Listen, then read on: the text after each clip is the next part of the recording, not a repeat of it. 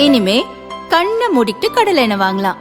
ஏன்னா மந்த்ரா கடலை எண்ணெய் இதயத்தின் தயாரிப்பு. வறுக்க பொரிக்க ஏன் எல்லா சமையலுக்கும் மந்த்ரா தான். மந்த்ரா கடலை எண்ணெய், அபார ருசி, ஆரோக்கியமான உடல் நலம்.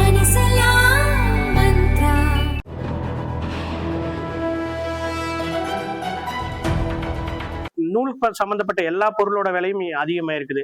பஞ்சுல இருந்து நூல் ரெடியாகி பேக் ஆகிற பாலி பேக் முடிக்கு எல்லாமே சங்கிலி தொடர் மாதிரி எல்லாமே ரேட் அதிகமாக இருக்குது. இந்த போர்னால இது எப்படி பாதிக்கப்பட்டிருக்குதுன்னா, இப்போ பார்த்தீங்கன்னா கடைசி 2 வாரத்தில் பாலி காட்டனுடைய விலை பயங்கர அதிகமாக இருக்குது. இந்த துபாய்க்கு அனுப்புறது எல்லாமே அங்கங்க போர்ட்ல அங்கங்க ஸ்டாக் ஆகி நிற்குது வேர் ஹவுஸ்ல. என்னதான் நம்ம ரெடி பண்ணி அமிச்சாலும் டைமுக்கு போக முடியாம இருந்தது. பட் இது கூடிய சீக்கிரம் இந்த போர் கொஞ்சம் முழுமூச்சா நிறுத்தினாங்கன்னா எல்லாமே கண்டிப்பா நார்மலைசேஷனுக்கு வரும்.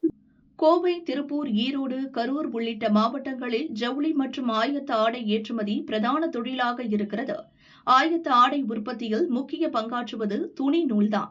பருத்தி விலையை பொறுத்து நூல் விலையில் அவ்வப்போது மாற்றங்கள் இருக்கும். கடந்த ஆண்டு துவக்கத்தில் நூல் விலை உயர்ந்தது.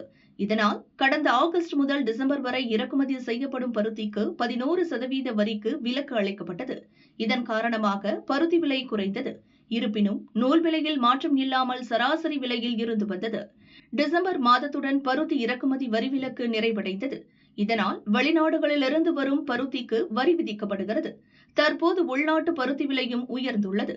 இதனால் பிப்ரவரி 1ஆம் தேதி நூல் விலை கிலோவுக்கு 7 ரூபாய் உயர்ந்தது. மார்ச் மாத தொடக்கத்தில் நூல் விலையில் மாற்றம் இல்லாமல் இருந்தது.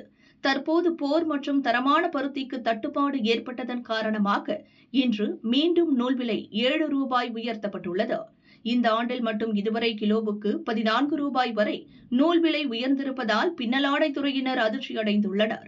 ஈரான் போர் காரணமாக கச்சா எண்ணெய் விலை உயர்ந்ததால் பாலிஸ்டர் நூல் மற்றும் துணி விலையும் உயர்ந்து வருகிறது. போர் முடிவுக்கு வந்தால் மட்டுமே ஜவுளி மற்றும் ஆயத்த ஆடைத்துறை தப்பிக்க முடியும் என அவர்கள் தெரிவிக்கின்றனர்.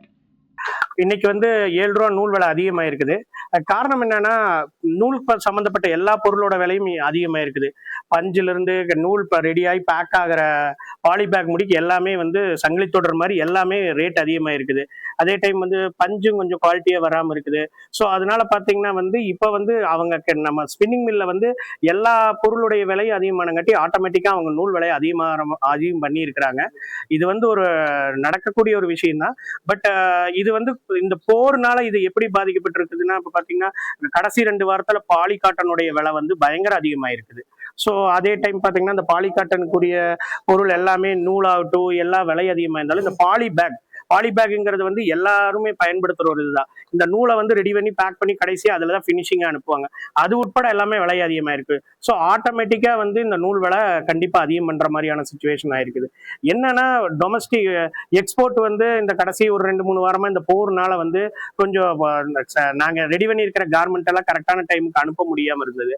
ஸோ எல்லாமே ஜெப்லி இப்போ இந்த துபாய்க்கு அனுப்புறது எல்லாமே அங்கங்க போர்ட்ல அங்கங்க ஸ்டாக் ஆகி நிற்குது வேர் ஹவுஸ்ல. என்னதான் நம்ம ரெடி பண்ணி அமிச்சாலும் டைமுக்கு போக முடியாம இருந்தது. ஸோ அட்லீஸ்ட் இங்க திருப்பூருக்கு ஒரு டொமஸ்டிக் பிசினஸ் இந்த 2-3 மாசத்துக்கு நல்லா இருக்கு எப்பவுமே. அது நல்லா சப்போர்ட் ஆயிட்டு இருந்தது. இப்போ நூல் விலை அதிகமா இருக்கிறங்காட்டி கொஞ்சம் இது பின்வாங்கல் தான் டொமஸ்டிக் மேனுஃபேக்சரிங்க்கு.